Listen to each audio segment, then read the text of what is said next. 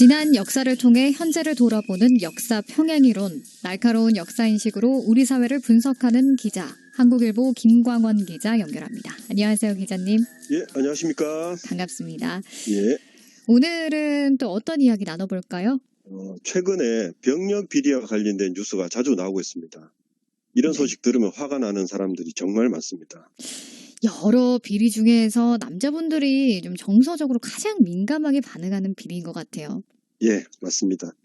조선시대 군대와 관련된 이야기를 해보자면요. 우선 조선왕조실록에 얽힌 이야기부터 시작할 수 있습니다. 실록은 비밀리에 보관됐잖아요. 네. 저는 이게 이제 역사에 대한 관념이 이 시대와 달랐기 때문이다 이렇게 생각하는데, 비밀 보관한 여러 이유 중에 하나가 바로 군대입니다.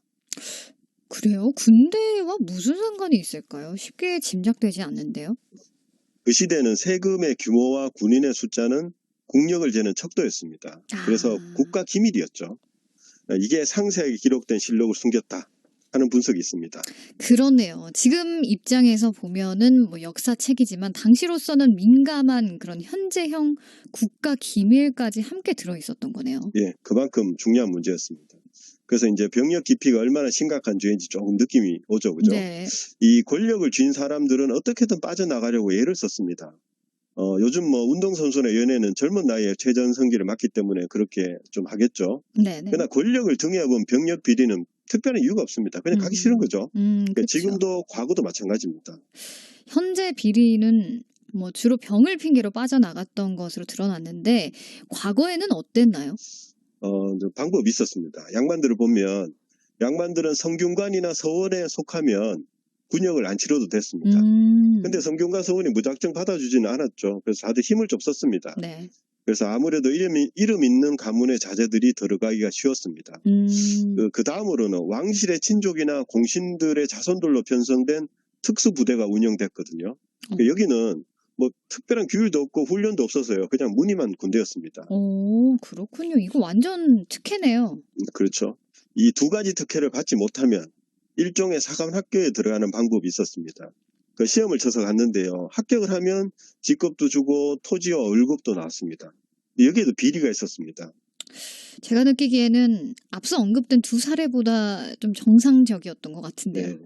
네. 실기시험이 있었는데요. 대리시험 문제가 불거졌습니다. 그래서 기록을 보면 무예가 뛰어난 사람이 10명의 시험을 대신 봐줬다 하는 그런 기록도 있습니다. 아, 이거 완전 비리네요. 그렇죠. 완전 비리죠. 그러니까 평민들도 또 군대 가기 싫어했거든요. 네. 근데 이쪽은 정말 방법이 없었어요. 그래서 탈영을 하거나 뭐 머리 깎고 승려가 되거나 아니면 권세가인 노비로 들어가기도 했습니다. 그래요? 탈영을 예, 예. 하거나 승려가 되거나 노비로 들어간다.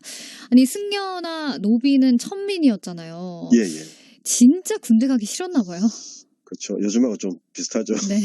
그 병력 회피와 관련해서 족보도 등장합니다. 사람들이 족보를 중요하게 생각한 이유 중에 하나가 병력 회피였습니다. 족보와 군대는 전혀 어울리지 않은 것 같은데 족보가 있으면 군 생활에 혜택이 있었나요? 제가 이거는 조금 애둘러서 이야기를 하겠습니다. 그 영조 임금이 한 번은 영의정하고 대화를 나눴습니다. 영의정이 이렇게 말합니다. 사대부는 100대가 지나더라도 군역에 염려가 없습니다. 군대 안 간다는 거죠. 네. 그러니까 임금이 비아냥대듯이 말합니다. 양반들이 군역을 면하지 못하게 되는 날이 오지 않는다고 어찌 장담하겠는가? 양반은 당연히 군대를 안 간다 이런 뜻. 그렇죠. 네. 그건 이제 비아냥거린 거죠. 네. 근데 사실 역사를 보면 인조 반정이 있은 후에 사대부들이 조세와 병력 의무에서 면제가 됐습니다. 그러니까 합법적인 회피 혹은 편하게 군생활하는 걸 넘어서 아예 권력과 자제는 군대 안 간다 하는 것을 정량화했습니다. 유공자 대접을 한 거죠. 제가 느끼기엔 정말 최악의 정책이었던 것 같습니다. 왜 족보를 찾았는지 이제 이해가 되네요. 예, 족보가 처음 나올 때는요. 혼맥을 나타내려는 의도였습니다. 그러니까 우리 가문과 비슷한 급이 어느 집안인가 이걸 정리해 놓은 거죠. 네. 그래서 조선 후기에는 군역을 면제할 자격을 알려주는 문서로도 기능을 했겠죠. 저는 조선 후기에 불어닥친 족보 열풍에 한몫했다 이렇게 생각합니다. 네. 이 시기에 보면 없던 조상이 생겨나기도 하고요. 오래전에 결혼도 안 하고 죽은 할아버지의 후손이 몇 대 만에 다시 나타나서 족보에 편입되기도 하고 이런 일들이 많았습니다. 예나 지금이나 뭐 편하고 좋은 걸 찾으려는 그런 몸부림은 정말 처절할 정도였네요. 예, 맞습니다. 그래서 아예 모병제로 가자 이런 목소리도 있죠. 네. 근데 모병제를 잠깐 보면 중국의 당나라가 모병제를 실시했습니다. 근데 문제가 좀 많았어요. 징병제로 다양한 계층에서 뽑으면 군인들의 수준이 사회 평균은 되잖아요. 네. 다 공평하게 군대 가니까 그렇겠죠. 근데 모병제를 하니까 군대 수준이 너무 떨어졌습니다. 작전도 이해 잘 못하고요. 도덕성도 평균 이하였습니다. 근데 이제 군인들은 다 알 텐데요. 당나라 군대란 말이 있습니다. 그러니까 군기가 빠질 대로 빠져 있고 하는 짓이 엉망이다 그러면 너 당나라 군대냐 이렇게 말하거든요. 네네. 저는 이게 당나라의 모병제에서 비롯된 말이 아닐까 이렇게 생각합니다. 그래서 우수한 인재들이 국방의 의무에 충실하게 참여하는 것은 국가 방위에서 정말 중요한 일이다 이렇게 말할 수 있습니다. 중요하죠. 예. 네, 짧은 시간 군대에 대해서 참 여러 가지 이야기를 나눠봤는데 정말 군대가 잘 꾸려지는 거 너무 중요한 것 같습니다. 예. 열심히 국방의 의무를 이행하고 있는 분들한테는 진짜 응원의 메시지를 보내고 싶네요. 예. 네, 오늘 추천곡 어떤 곡 좀 선곡해오셨어요? 엉뚱할 수도 있는데 회룡포를 듣고 싶습니다. 회룡포요? 예, 제가 경북 예천에서 군생활을 했습니다.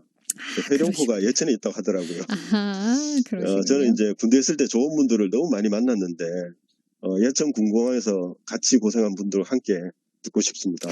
참 그때 기억 떠올리시면 참 감회가 새로우실 것 같은데 예. 네, 강민주의 회룡포 잠시 후에 들어보도록 하고요. 오늘 소식 감사합니다. 예, 감사합니다. 지금까지 한국일보 김광원 기자가 전해준 역사 평행 이론이었습니다.